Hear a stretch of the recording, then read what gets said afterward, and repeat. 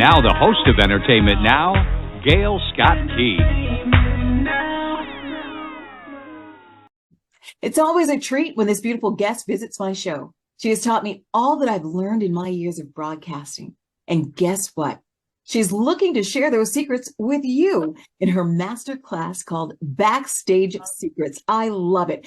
How to get media attention to build your business and shine as the one and only you. Hello, everyone. I'm your host, Gail Scott Key, along with my co-hosts, Christina Millsaps and Richie Rich Fungia. We have joining us this half hour, my dear friend and three-time Emmy Award-winning producer, Rita Barry-Corke, whose 25 years of experience in broadcast production include the Oprah Winfrey Show, folks, absolutely, the Rosie O'Donnell Show, and also Good Morning America. Ooh, some stuff going on there, and I bet you she wishes she was back there at the helm. And Court TV. The show is now in session with Miss Rita Barry-Corke. My dear friend, it is so wonderful to see you. You look gorgeous. Oh, thank you, Gail. It's so nice to be here and to meet everybody here. You are the best, and I have always loved you, and I love what you're trying to do, and your show's been great. So it's an honor to be here with you. Thank you for inviting me. You are the best. And I got to say, I'm a little bit jealous. I understood, I got this text. You were just getting off the boat, her boat, of course, to be on my show. Okay. That's how she rolls. I love it. Don't be so impressed. The fact of the matter is that we have a little boat that my husband yells at me on, says, pull the sail, pull that. He gives me orders, and and we have fun. We go different places, and it's just an escape from all the stress and craziness that we create in our lives that just come because of television, right? Exactly. And how is my dear friend Mark doing? We send our love to him, of course.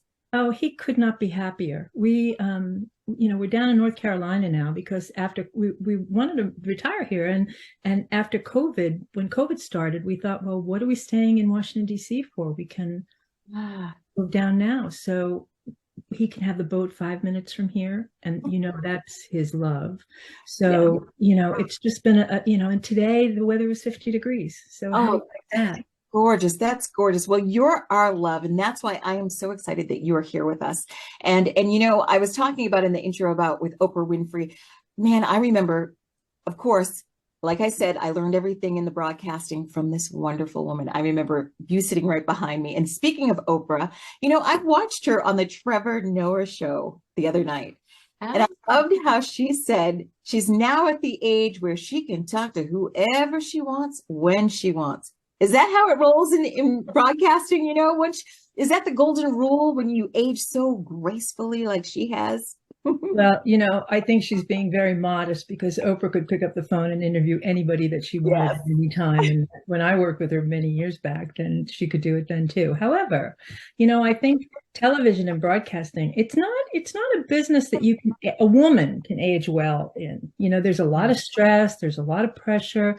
You have to give up a lot to make good television and tell good stories and make a difference. And I think she's always wanted to do that, and she has always done it. Now she's just at a different level. She can do it from her backyard, and she can do the programming that she always wanted to do, Soul Sunday and all those programs that are really part of her soul, and she is doing it. So what better thing can you have than to be growing into that career extension that allows you to do the things that you love to do most and help people along the way, which is just what she does. And that's what you've done. Yes. Yeah. Yeah, it's an incredible honor, I gotta admit. Just reading your bios online and just seeing all the things you've done. And one of the things that I was curious about is I noticed that your career began as a congressional press secretary. And I'm like, that's quite a shift. How did that happen? How did this shift go from, DC and, politics and all that stuff to, doing these entertainment shows that we all love? Good question. Very good question. When I was younger and I got out of college, I was a teacher, and I didn't really want to teach because I was young and I didn't want to get stuck in a classroom right away. So I thought, what am I going to do? And I met this young guy who had been working in the White House as a legal counsel, and he wanted to run for Congress in New Jersey, which is where I grew up, New York and New Jersey. And we met, and he asked me if I would come on board and help him in his campaign. Nobody ever thought he would get elected. You know, he was running against a 6-year incumbent. It was ridiculous that he even thought to win. However, he did. We had a young, fun team. We did so much. We communicated with people. They got to know him and what he would do, and they elected him, and it was so fabulous. And I don't think I've ever been so happy than the night that, election came in and he won, So anyhow, I started doing that. I was doing constituent services for a while, which is really helping people solve problems with the government. And I wanted to make a move. And he asked me if I'd come down to DC and be his press secretary. Well, what does a press secretary do, says I. I call my friends up and I said, Bob wants me to be a press secretary. What is a press secretary? So friends who had worked on the Hill, who had been in that job, said, come on down, you can do this. You've got all the skills you need. We just have to tell you how to put them together. And they did, and they worked with me, and presto, I was on Capitol Hill and I was a press secretary. And I had the good fortune of having some really big, serious breaking news stories when I got started that brought the media to me. And we established relationships. They liked me. I liked them. They knew I was good for a good story. And so there I was. I had the dubious honor of lasting longer than any other person in that position for that member of Congress. He's still a good friend, Bob Torricelli from New Jersey, and I have great respect for him. And I really know that he had a lot to do with launching my career to where I am now. That is so exciting, to hear about how you started and then moving into all these other jobs that you've had, out in these major network shows. And I see your Emmys behind you. And you were talking a little bit earlier about it's harder for women to have longevity in this kind of television world. So I know that now you are also coaching, and you have, I cannot wait to take your master class. So what is it that you are passionate about now in helping with women and being visible? And tell us a little bit about that you've started. Well, I had the good fortune of coming off Capitol Hill and being recruited to be a television producer at CNN in Washington. Again, what does a producer do? I was never trained to that. So again, called friends who are producers. They told me, you can do it. Come on over. We'll show you how. And I did. And many years later, I guess I did it okay. But the reality is, with television, it's a very exciting, fast-paced, particularly network television, network news. It's a fast-paced world, and you have to keep up, and I always did, and I loved every minute of it. But as you grow older, particularly women, women on air need to have the look. Women on air behind the scenes too have to have the energy, and they sometimes are sidetracked by families and children and all those things. And they're supporting the men that are already on the air. Then people don't mind if they have gray hair, and people don't mind if they have a wrinkle here or there. So that's kind of how it goes, with many industries.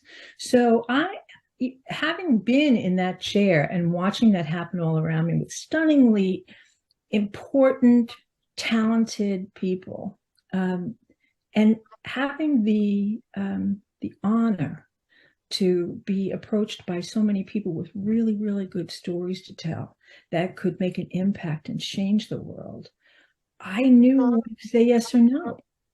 So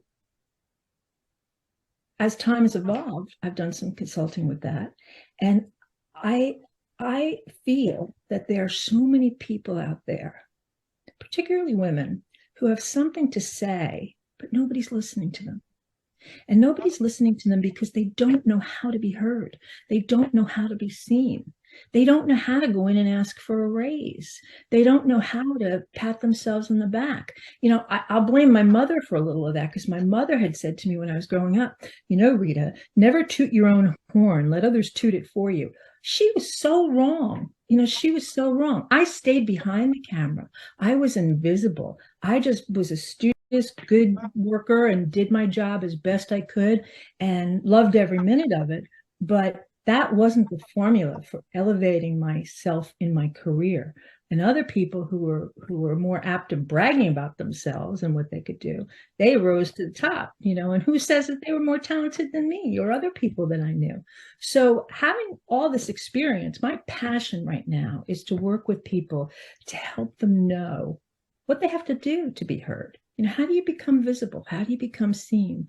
If you're starting a business, if you want a raise, if you want a new job, if you want to promote yourself, any of you on the broadcast that you're doing that's so important, how do you let people know you're there? And there's secrets, there's great little secrets that people know that have been behind the camera that I can share now, and love to do that, to give them a step up, to let to go from shy to spotlight, to go from that place where they're afraid. We've all been afraid. We all lack confidence. We're all afraid of being imposters. We're all afraid of all the things that we're going to be judged. Those are really hard emotions to deal with, but with self-care and preparation and knowledge and all the things that you need to prepare to get into that spot, you can do it. You can emerge as being somebody that stands out in the crowd and set yourself apart from others who do the same thing you do and succeed. And that's what I'm doing now, and I'm loving every minute of it. I'm so honored, and I'm so grateful to you. And I mean this from the bottom of my heart, Rita. Because of you, I was able to go on and do the things that I do in broadcasting. I was able to go on and to be into movies that I never thought I would ever be able to do. And you're absolutely right, for especially women in this industry. I felt like it was a man's job, but you had to lower your voice. You had to make sure that you would make sure that you had a coiffed look and sometimes not be misunderstood. And if you saw that things would pass you by, you had to bide your time in the right way and not be hysterical so that they could say, oh, see, that's a woman for you. And what I love is I've pulled in a variety. That's what I love of having Richard and having Christina on, because it gives that versatility, because you speak to the nuances of how we address coming of age, and especially for the women and the young men, because I've always believed you have the power of the mic. It's how you use it. And you taught me that. I'll never forget when I was doing the segments for the political piece. I'm like, I have no idea for political. I'm like, did I even vote? All right. And you were like, Gail, you can do this. And you looked me dead in the eye, and I'll never forget that. And ever since then, I have been so honored. So anytime, if anybody compliments me, they're actually complimenting you, my dear. Because not at all. You Yes. know what the difference is, Gail? You, at the heart of everything you've done from the time we worked together way back when to now, you care, and you make people care. You make people know. You give them facts. You give them information that brings them on board and says, "Oh, that's important," And younger generation, they're not as shy as I was. They'll jump up and tell you, pay attention to me, pretty quickly. But they have to do it properly, because if they don't do it properly, particularly women, they'll be perceived as being arrogant. And they're not. They just want to be seen. So how do we help? And that's what I'm doing now. And how much fun is that? So all the things that you and I did together, I believe that then, because you're smart and you're talented and you care and you make other people care. And that's what you bring to everything that you do. And there's many people like you. Well, not many people like you, but there's a lot of people out there who have the same mission. And I want to be in the game with them. I love it. I love it. I got to tell you, props to you, Gail. I know we're interviewing Rita, but it is true. You're genuine. Rita, one of the things that really stuck out to me, and it's funny, we just had this conversation today, did we not, Christina? Yeah. We were talking to somebody, and it wasn't a female, and their concern was, and they had a religious background, so their concern was, how do I say stuff about myself or whatever? I'm fighting against that because I was taught so long not to do that. And I remember having that conversation that, I like the way you put it. Never toot your own horn. That's not true. There is a difference if you're just walking around the neighborhood and just saying, "Hey, I'm great, I'm great." Yeah, you might be a little prideful there, but if you're promoting yourself, your personal brand, and it saddens me to hear that what we spoke about today is something that happens even more with women. Somehow, hey, don't speak up. How are people going to know if you don't promote yourself? And that's just good. That's just good marketing. That's just good advertising. That's good PR. So Yeah. I love that wisdom coming from you. Thank you for sharing that. And I'm wondering if this masterclass is something that is just for women. I'm the only guy here, so I'm gonna have to say it.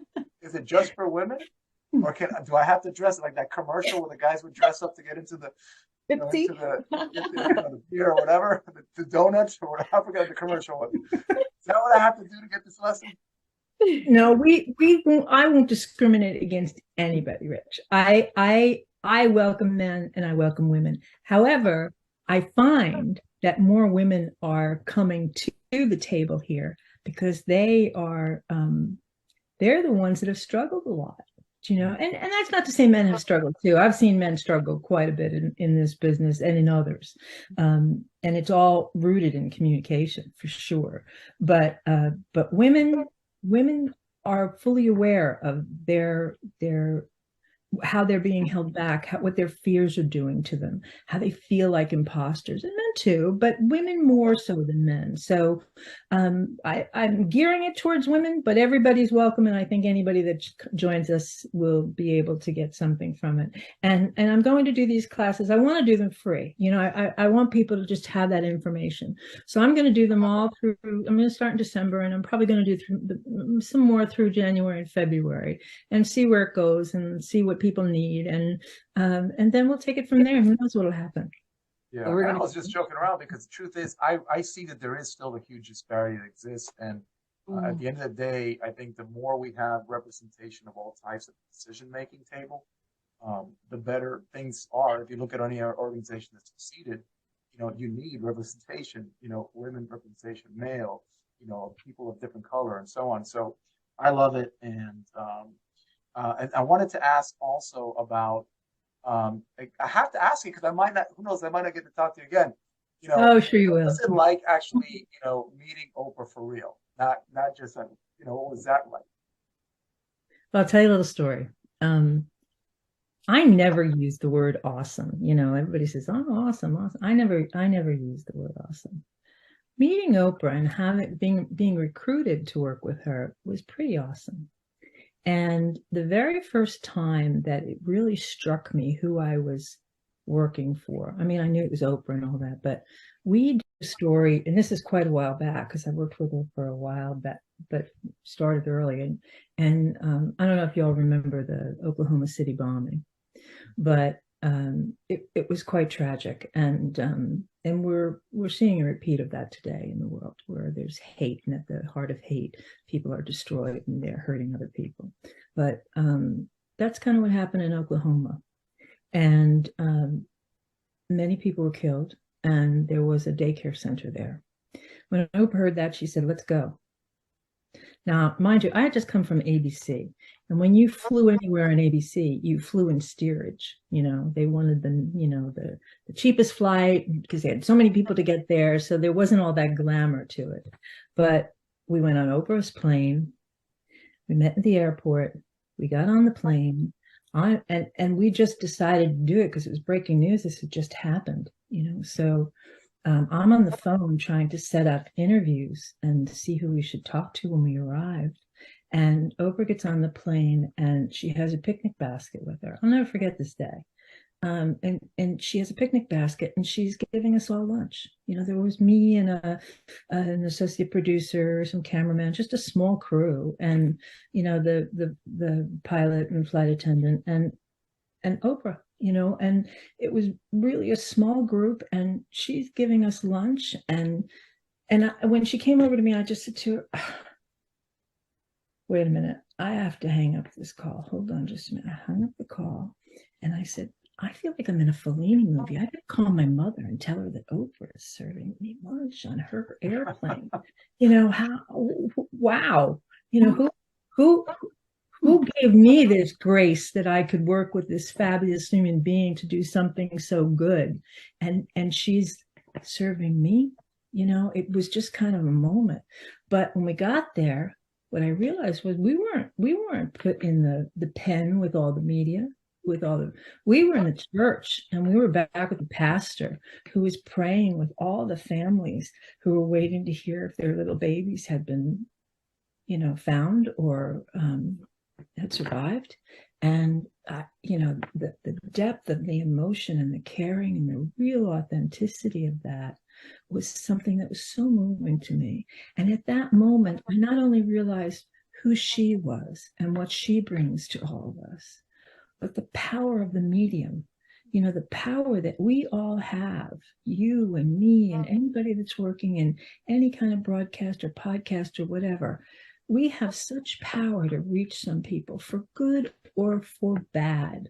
And it's our responsibility to make sure we're accurate and we're correct and we're right. And we do the right things to make our society aware of what is important and what's not important, and what's truth and what's not truth.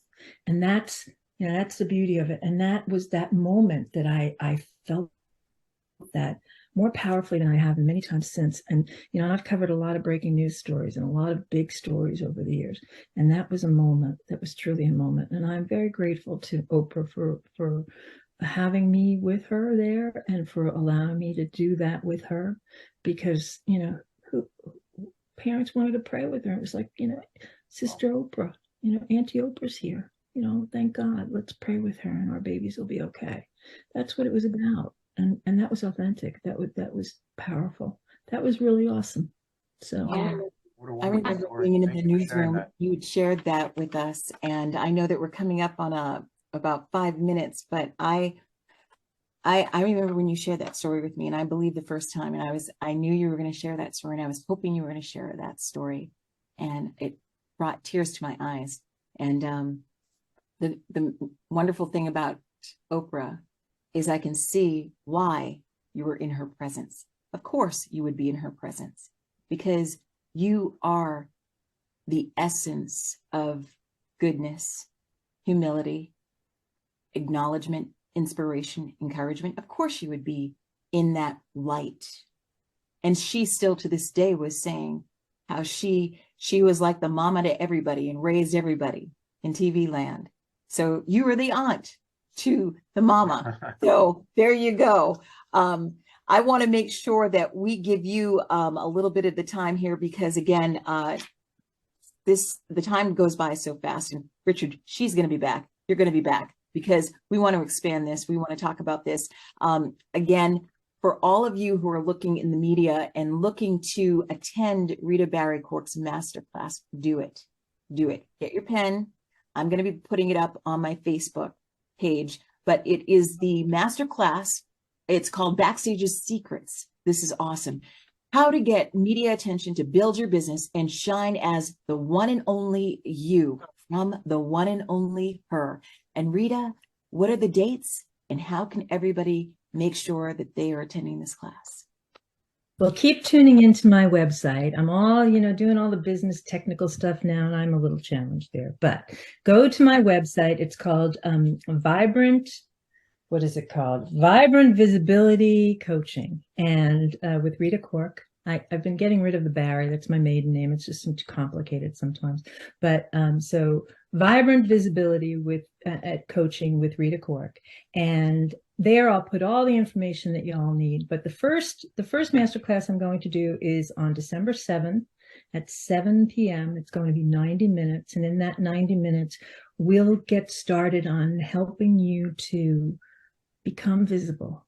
And you'll work with me to tell me how you need to become visible. And together we can get it going, get it started. And that's what I'm really looking forward to doing. It's a new program, and I put a lot of time into it. I put 25 years into it, but I couldn't be more excited about it. And I'm so appreciative that you all came along and asked me if I would join you tonight. And I am happy to come back anytime I do anything for you, Gail Scott Key. You know that. I love you. Gail is kind of like an Oprah, I feel like, the way she encourages people and extends her love to people and makes them feel so at home. And so anytime, I mean, her and I, like, she's awesome to pray with. I'm sure you've prayed with her. Like, it's just, she's so encouraging and uplifting to people. It's just infectious. Oh my goodness. And I'm really looking forward to your masterclass. I have many, many more questions for you, but I want to listen to your masterclass and participate. And I know that the information that you sent us today, that people can go to your Facebook page, which is Visibility Coaching with Vibrant Visibility Coaching with Rita Corke. Yep. And they could comment on there and drop their email. And also you had said that your email, coachrita2@gmail.com, that people can also say that they want to be a part of it there. Because I just know I have some questions about women being told no and in later years in life. So I'm hoping that we can discuss all things like that too.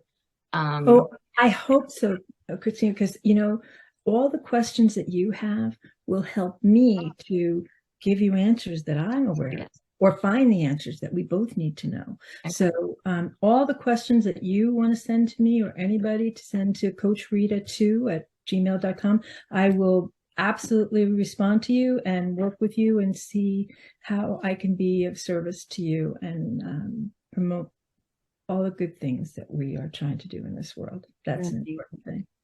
Our love to Mark and our love to you always, Rita. You have to return. That is a fact. She is 3-time Emmy Award-winning producer, Rita Barry-Corke. Make sure we're going to post up all the information for you. On behalf of Christina Millsaps, Richie Richmangia, I want to thank you for joining the show. And also make sure that you tune in on YouTube. You can also check this interview out on YouTube and on the podcast platforms. We are on Pandora, Spotify, Apple, Google, TuneIn. Yeah. Stitcher. Ooh, almost forgot about that.